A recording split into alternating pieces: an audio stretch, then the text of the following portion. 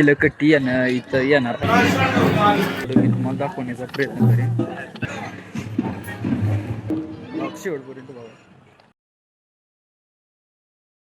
तर भावानं आता सध्याला मी कर्नाटक येथे चिंचली गावात आहे. तर मी इथं मायका देवीच्या जत्रेला आलो होतो.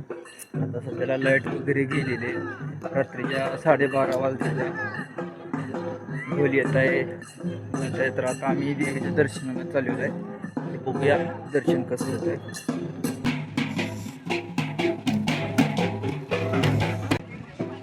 तर मित्रांनो आता लाईट आलेली आहे. आता तुम्हाला केबल दिसत असेल. या केबलचा विषय काय तर मोबाईलमध्ये माझ्या चार्जिंग कमी आहे, पॉवर बँक जोडलेली आहे. दिवसभर स्पीकरला गाणे वाजवून मोबाईल पूर्ण स्विच ऑफ झाला. त्यामुळं ह्याच्या अगोदरचं जे काही देवदर्शन होतं ते जास्त करून मी दाखवू शकलो नाही, कारण मोबाईल तुम्ही शूटिंग केलेली नाही. तर मगाशी काही तासापूर्वी साधारणपणे 10 वाजता आम्ही आंघोळ केलेली आहे. आजच्या दिवसाची आंघोळ मागायची आम्ही 10 वाजता करून आमच्या महिला तिकडं आता निवद करत आहेत उद्याच्या पूजेसाठी. आता उद्याची पूजा झाल्यानंतरच आम्ही गावात एंट्री करणार आहे. तर आता आम्ही चाललोय आज मंदिरामध्ये मुखदर्शन घ्यायला. तर बघूया, तुम्हाला मी आईचा गाभारा वगैरे जेवढं पॉसिबल असेल तेवढं मी तुम्हाला दाखवण्याचा प्रयत्न करेन. हा आमचा भाऊ आहे, इकडं समोर मामाश्री आहेत आणि शिवा पण आहे. आम्ही पहिल्यांदा मंदिराकडे जायच्या अगोदर किलकट्टी इथं येणार आहे. तर तुम्हाला दाखवतो मी काय काय कसा विषय.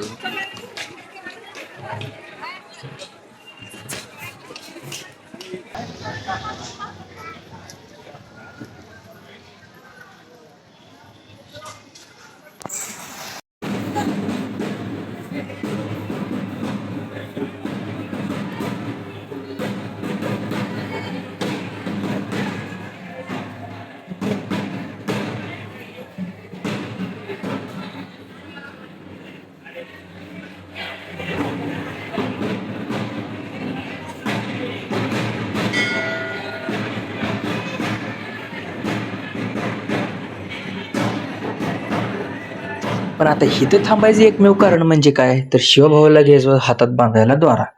दोरवाल्यापाशी अशा काय गोष्टी होती ती बघून मी आश्चर्यचकित झालो. सांगतो काय तर दोरवाल्यापाशी थांबल्यानंतर मी बघितलं तर तिथं रुद्राक्ष, महारुद्राक्ष आणि इतर प्रकारच्या ज्या काही गोष्टी होत्या ते बघून अक्षरशः मी आश्चर्यचकित झालो. आता तुम्ही पण बघू शकताय किती वेगवेगळ्या प्रकारच्या इथं त्याच्यापाशी वस्तू आहेत त्या.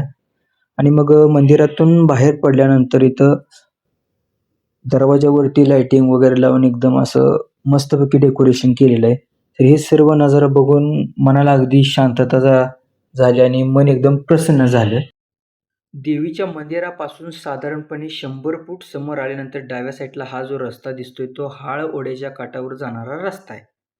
तर आम्हाला तिकडे जायचं नसून आम्हाला जायचं होतं आमच्या ठिकाणी टाकीकडे. तर आता इथं मामा, परवीन आणि शिवभाऊ आणि मी निघालोय टाकीकडे. तर टाकीकडे जात असताना वाटत आम्हाला गाठ पडणार होता जुना डेरा आणि नवा डेरा. तर तुम्हाला तिथे गेल्यानंतर आता आम्ही तिथं चाललोय. तर सुमारे रात्रीच्या 12:50 झालेलं आहे. तर ह्या टायमिंगवर आता आम्ही चाललोय जुन्या डेऱ्याचं दर्शन घ्यायला. सो आता आम्ही दोघंच राहिलेलो आहे तिथे. कशाला आम्ही दोघंच राहिले, बाकी आमची मंडळी मामा वगैरे पुढे गेले. तर आता आम्ही जुन्या डेऱ्याचं दर्शन घ्यायला जाणार आहे. दाखवतो तिथं कसं काय काय. आणि आम्ही आत्ता आलेलो आहे जुन्या डेऱ्यापाशी. तर तुम्ही बघू शकताय हा डेऱ्याच्या बाहेरचा परिसर आहे जिथे भक्त लोक झोपलेले आहेत. ही देवाची मूर्ती आणि इथून आतमध्ये गेल्यानंतर हे जे 2 दिसत आहेत हे मुख्य 2 डेरे आहेत जो देवाच्या काळातील जुने.